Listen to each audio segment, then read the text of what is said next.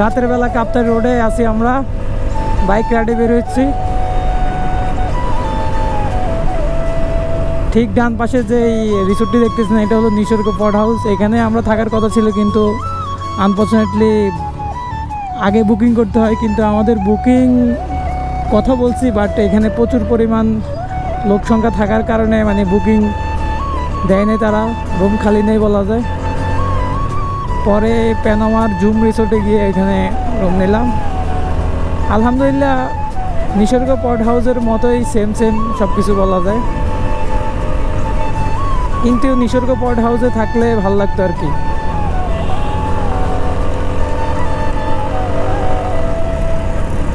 এখন যাচ্ছি কাপ্তাইয়ের দিকে, দেখি কাপ্তাইয়ের কিছু পাসপোর্ট ট্রাই করতে পারি কিনা।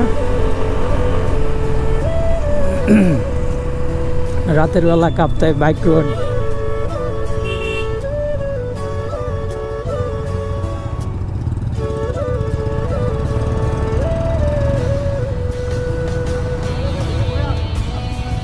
কি এটাই নিসর্গ পট হাউস, এখানে আমরা থাকার কথা ছিল। এটার মধ্যে খালি না, এটা আজকে গ্রুপ একটা পুরো একটা গ্রুপ এটারে মানে ভাড়া নিছে আর কি। ভাই সামনে আসেন না, সামনে আসেন, মানে বলতেছি এটার মধ্যে আমাদের থাকার কথা ছিল আর কি। গাড়ির তো কোনো কথা বলতে পারি না।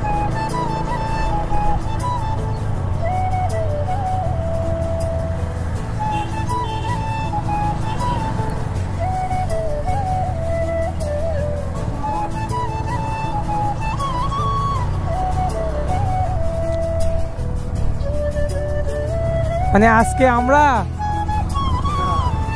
এটা আছে না ভাই, এটা আমাদের একটা গ্রুপ, পুরো একটা গ্রুপ এটা ভাড়া নিয়ে নিছে, কথা বুঝছি না, এই জন্য খালি নেই।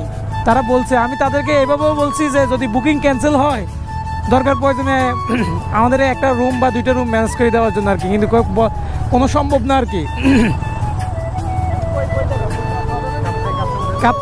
কাপ্তাই হোটেল কোনটা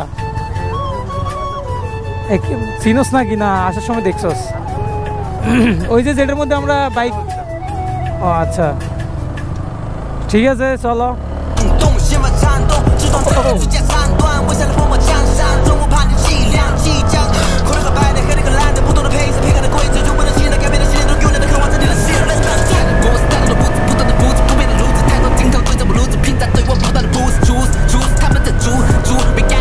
ও রাতের বেলা কাপ্তাই রাইড অসাধারণ।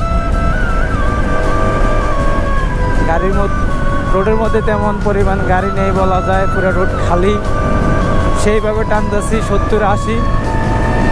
আর রোডের মধ্যে এই সাইনগুলো তো অনেক সুন্দর।